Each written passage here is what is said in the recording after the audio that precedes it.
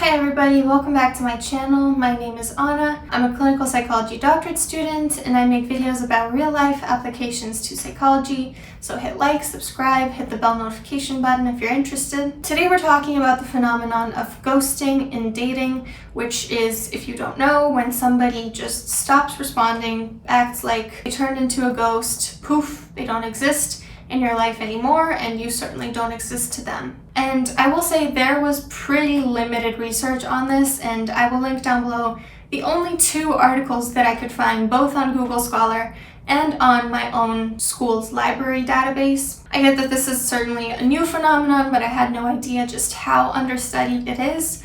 If you know of any other studies, please let me know about them. So I'm mostly using my own qualitative observations that I've gathered over the years. And really, these are more theories of why people ghost rather than documented science. I would love for at some point to maybe study these in an actual study. So I'm going to start with reasons why people ghost, and then I'll go into how to cope with ghosting. So one reason I can think of that people ghost is they're just not that attracted to you. So if you, for instance, swipe right on a dating app because of limited options or out of boredom, and realize that you're no longer attracted to the person once you start talking to them. Maybe it's not even their looks, maybe it's something about what they say initially. Some people think in that earlier stage, because they don't really have a connection with this person, they don't really have the obligation to give them an explanation, and they just kind of vanish. Another reason I can think of is conflicting expectations for the relationship. So for instance, you are attracted to the person, but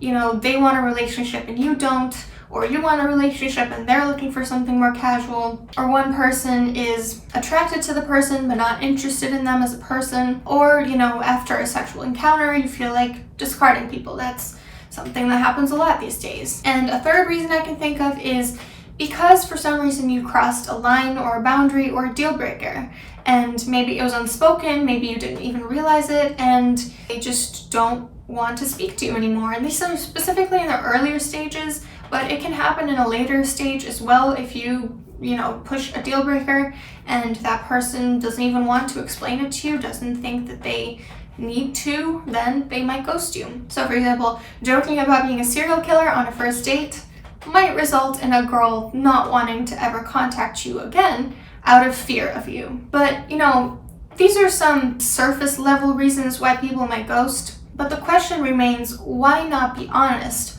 or break up with someone? Why completely disappear? So one of the 2 articles that I found on this said that it has to do with stronger destiny beliefs rather than growth beliefs.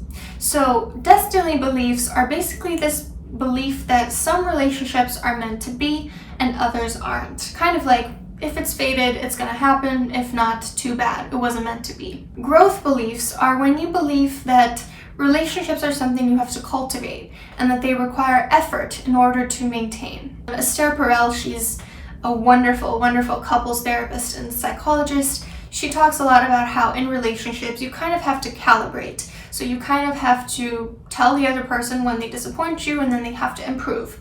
It's really a bit about negotiating standards rather than this is meant to be, or you do this and suddenly it's not meant to be. So that was one empirical finding, that stronger destiny beliefs results in more ghosting. Another one that I can think of is perceived lack of accountability. So people do and say things online that I don't think they would ever do in real life.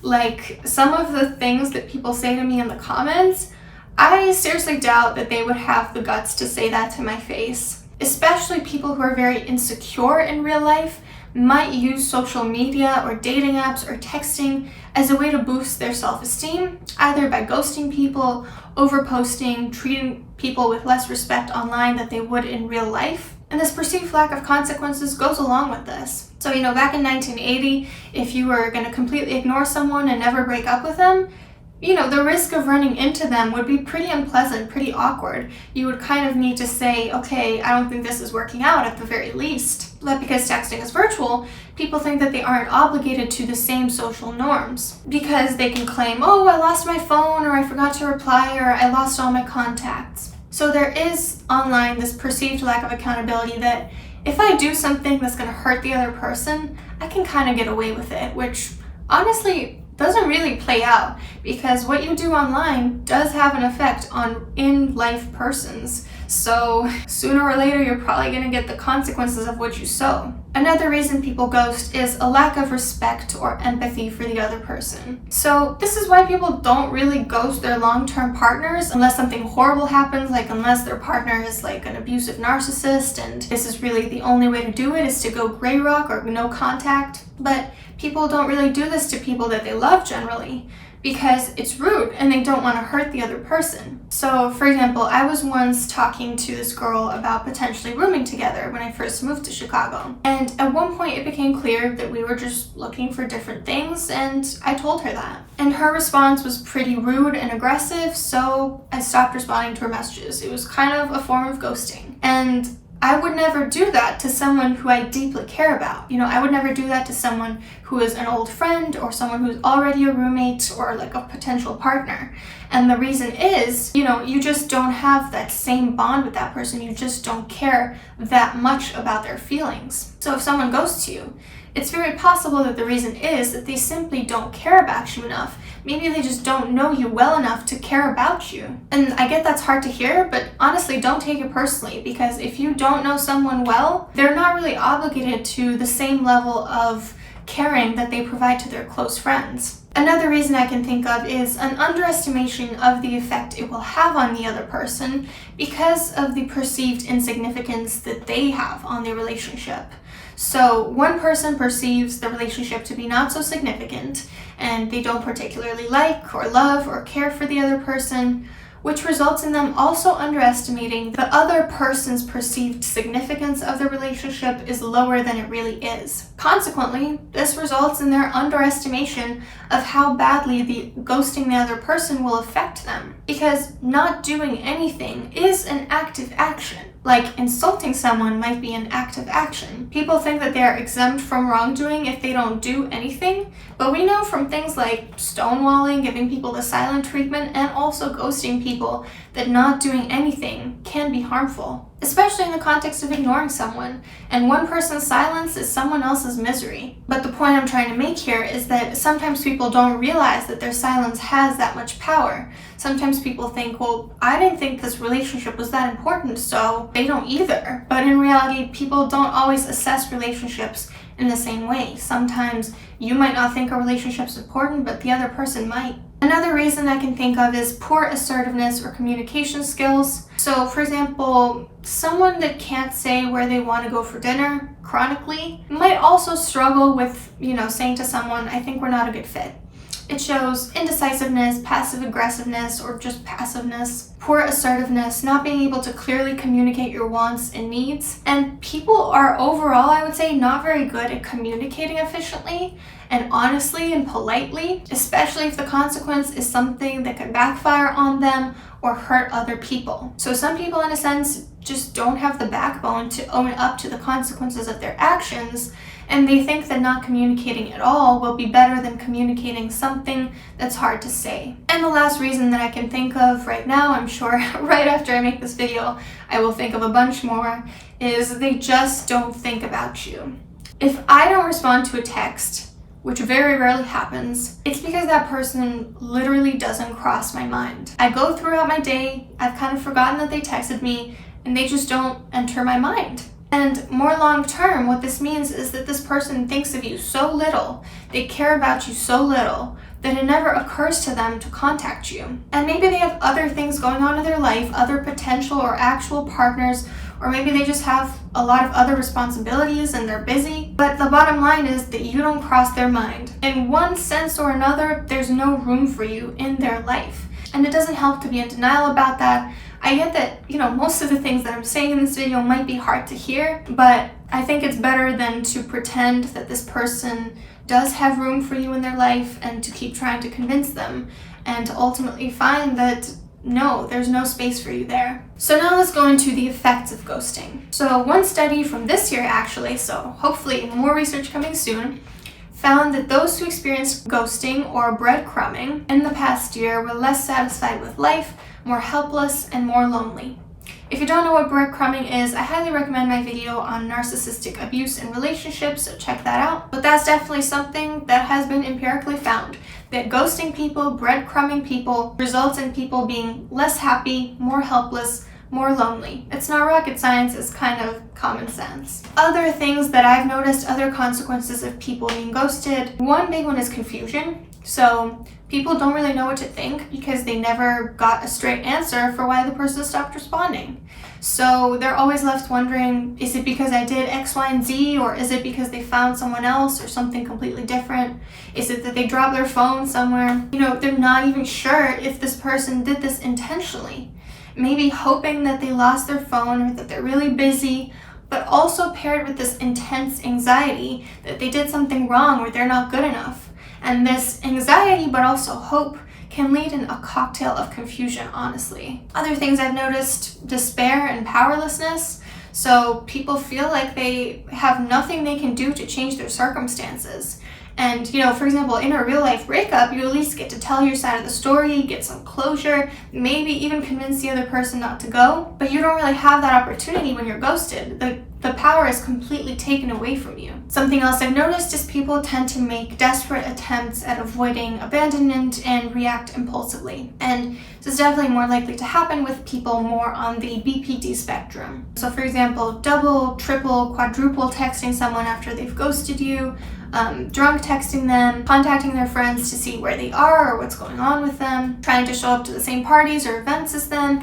All these things, I would say, fall into the frantic efforts at avoiding abandonment. Another consequence of ghosting, wounded self-esteem and worthlessness. So people have these feelings that they don't even deserve the decency of a goodbye text, feeling discarded, feeling like they meant so little to the other person who maybe they really cared about. Another one is anxiety or dread, so not knowing if they're going to text you, this state of hyper arousal, this lack of closure, like, oh, maybe they'll text me now, maybe they'll text me tomorrow. And, not knowing, is it going to happen? And also anxiety in subsequent relationships, because you realize that at any given point, everything could just be uprooted from you without ever being given an explanation, without any red flags. The other person can just decide, I don't want to talk to this person anymore. So my advice, if you are going through this, if any of these resonate with you, first of all, let me direct this at people who can relate to this, people who have ghosted. Don't ghost people,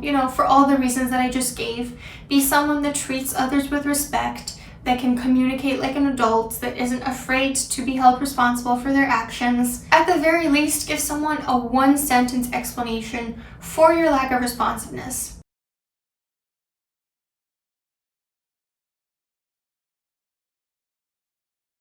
So that it doesn't send them spiraling into disarray. You can just say as simple as, I don't think we're a good match. Because at that point, they're at least not left wondering, are they going to get back to me? Is this, did something happen to their phone? At that point, at least they know, okay, this person wants to cut off ties with me. And if you're the one being ghosted, first thing I want to really send home is this is not your fault. Everyone goes through a breakup at some point, but it's not within your control how someone breaks up with you. It's not within your control to make sure that others are communicating effectively, behaving in a mature manner, and treating others with empathy or respect. And because you cannot control others' actions, you should go on living your life. Waiting with your heart on your sleeve every time you get a notification is not going to help you. It's not going to get this person to acknowledge your existence either. Hoping and praying that they talk to you isn't going to accomplish anything. It's not going to make them like you more. Trying to get closure by asking around won't make you feel any better either. Just continue living your best life.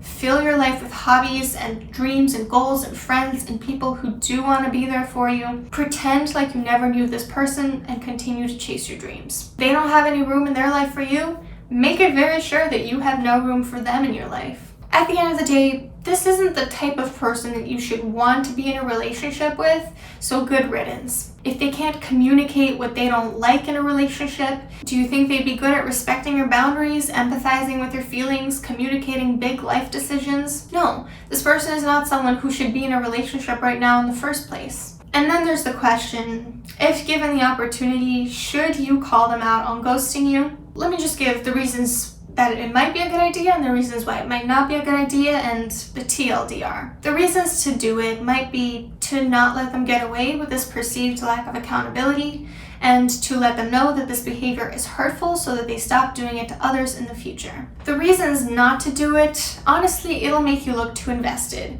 and they will feel like they have the upper hand because you just care more. So you're just further increasing their self-esteem while decreasing your own. Another con is it doesn't guarantee that they're going to change their behavior for the next person. And another one is the possibility of them roping you back in and continuing to mistreat you. Sometimes all they need to see is that you're still on the hook, and then maybe they'll give you a little bit of attention, maybe they'll stop, and then maybe they'll give you a little more later down the line. And this is essentially breadcrumbing what I'm describing, and that's not going to be good for you in the long run. Even if you do tell them the truth, even if you do think it'll be you saving face, in reality it's just going to cause you more harm. So I think it holds more risk than it does benefits. And if someone ghosts you and you write them a paragraph on how they hurt your feelings, if you run into them 6 months later, they might remember, oh, I hurt this person. I held the power in that relationship. I need to continue ignoring them because otherwise they will just be so infatuated and emotionally attached to me again. But if someone ghosts you and you never contact them again, if you run into them 6 months later, they might think, wait a minute, I ghosted this person and they didn't even seem to care. And look at them now, they seem so happy, and look at them surrounded with their friends and people that they care about. Why wouldn't they care that I ghosted them? What does that say about me? Was that as meaningless to them as they were to me? What does that say about my value? Am I actually not that much of a catch as I suspect I am? So, I think it definitely could teach them a lesson if you don't say anything at all, if you ghost them right back. Because then it calls into question, did they really have the power to do that in the first place? I want to know if you've ever gone through this and what you think the best course of action is. I also want to know if this is something that you have done and you think maybe there's a reason that's a little bit more excusable that I didn't think of. Don't forget to hit like and subscribe, and have a great day, and I'll see you in 2 to 3 days.